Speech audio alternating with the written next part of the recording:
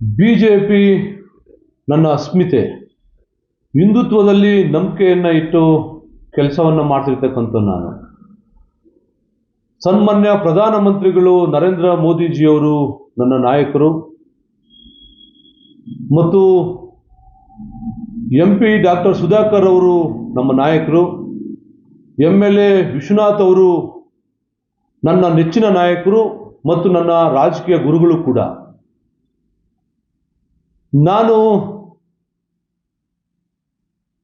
ಚುನಾವಣೆಗೆ ನಿಂತ ಸಂದರ್ಭದಲ್ಲಿ ಬೆಂಗಳೂರು ಡೈರಿಯ ನಿರ್ದೇಶಕ ಸ್ಥಾನಕ್ಕೆ ಸ್ಪರ್ಧೆ ಮಾಡಿದ ಸಂದರ್ಭದಲ್ಲಿ ನನ್ನ ಪರವಾಗಿ ಪ್ರಚಾರವನ್ನು ಮಾಡಿ ನನ್ನ ಗೆಲುವಿಗೆ ಬಹಳ ಕೆಲಸವನ್ನು ಮಾಡಿದಂಥ ನಮ್ಮ ಶಾಸಕರು ಮಾರ್ಗದರ್ಶನದಲ್ಲಿ ನಾನು ಪ್ರತಿ ಡೈರಿಗಳಿಗೆ ಖುದ್ದು ಭೇಟಿಯನ್ನು ಕೊಟ್ಟು ಶಾಸಕರು ಯಾವ ಯಾವ ರೀತಿಯ ಕೆಲಸಗಳನ್ನ, ರೈತರ ಪರವಾದ ಕೆಲಸಗಳನ್ನ ಮಾಡಬೇಕು ಅಂತ ಹೇಳಿದ್ರು. ಅದನ್ನು ಕೂಡ ಅನೇಕ ಯೋಜನೆಗಳು ಮತ್ತು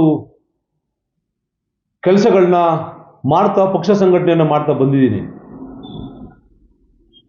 ಮತ್ತು ಎಲ್ಲ ಕಾರ್ಯಕ್ರಮಗಳಲ್ಲೂ ಕೂಡ ಶಾಸಕರನ್ನೇ ಕರ್ಕೊಂಡು ಹೋಗಿ ಇನಾಗ್ರೇಷನ್ ಮಾಡಿಸ್ತಕ್ಕಂಥ ಕೆಲಸ ಕೂಡ ನಾನು ಮಾಡ್ತಾ ಬಂದಿದ್ದೀನಿ.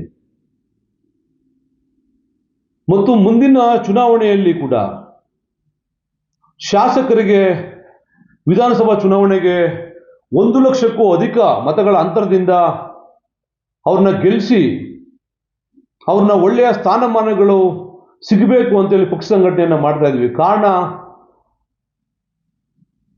ಲೋಕಸಭಾ ಚುನಾವಣೆಯಲ್ಲಿ